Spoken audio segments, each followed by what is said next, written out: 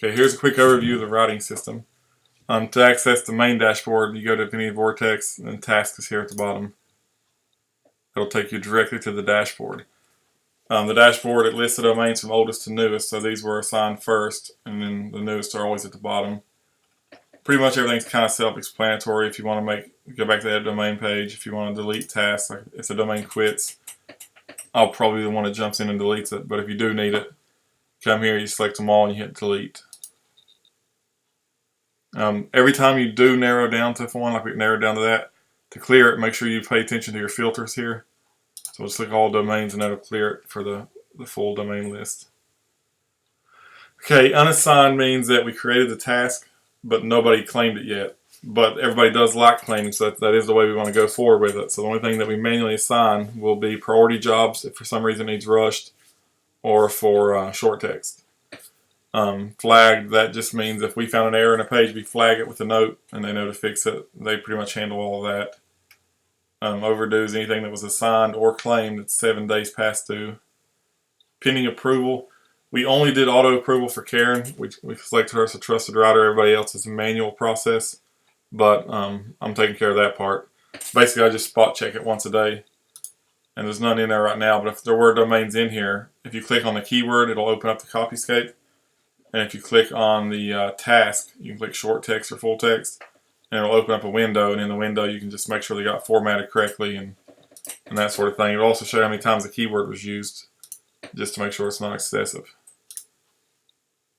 Again, once you go back to the dashboard, if you did click on a domain, you will have to clear your filter again. Open means that it is assigned, and it is assigned to a specific writer. Either we assigned it to them or they claimed it. So currently open 137. And they're really good at claiming work too, like Karen. She's already claimed like 30, 40 pages this week. I mean, this number is constantly dropping. But they're really on the ball. Like, here's our pending payment. This is just since Friday evening.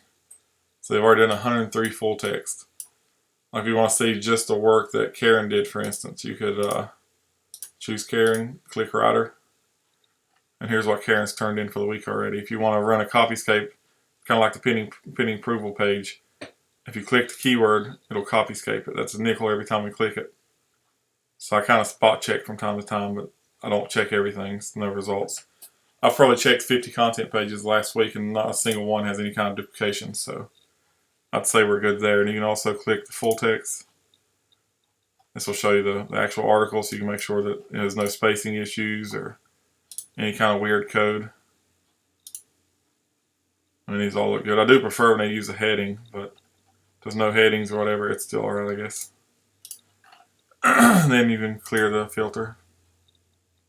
If you want to check on Cindy's work, here's what Cindy submitted for payment already. Just go ahead back to the dashboard again, clear your filter. So that part's pretty much self-explanatory. I mean, as long as you understand what each status is, and again, open really, I guess, should be assigned, but Steve went with open, but it's the same thing as assigned. Short text, we definitely got to get Elizabeth on the ball because she's 107 open, 15 are past due, but that's giving her a week, so those definitely should be done. Karen did say that she loves the short text, so she told me to assign them to her if Elizabeth didn't get them done. So I'll probably go in and do that today. Let's jump back to the admin side. So for instance, here's a new PO. New PO that'll be in the thing today. No content's been ordered yet. So the flow will go like this. I'll get the deal in.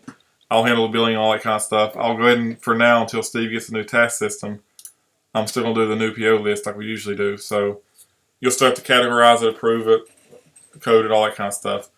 I'll always order the short text, and I'll always choose a writer. That way the short text gets done quickly.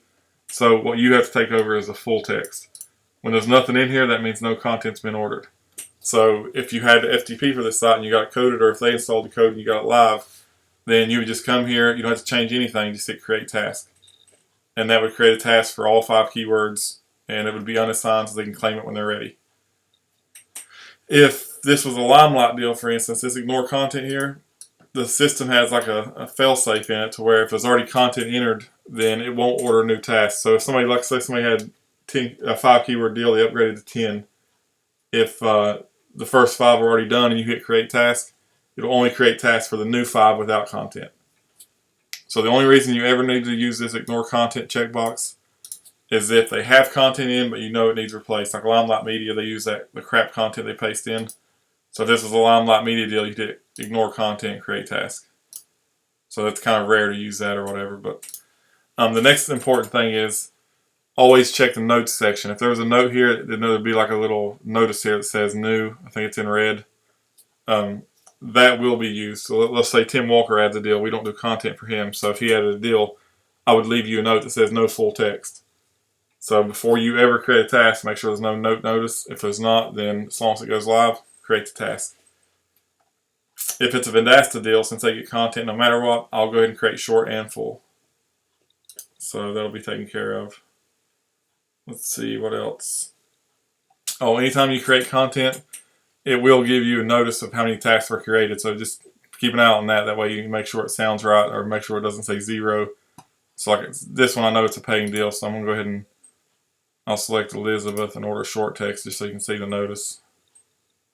And see, so it's telling me 5 tasks are created and assigned. So now by mistake, I mean, it's pretty noticeable that it's assigned, but let's just say I were to click it again.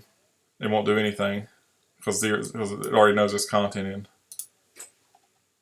So this would come to you just like this. If you get it live, you create tasks. If you can't get it live or whatever, then that'll be part of the new task system and it'll send you a reminder, but that's coming soon. So stick to Basecamp for now.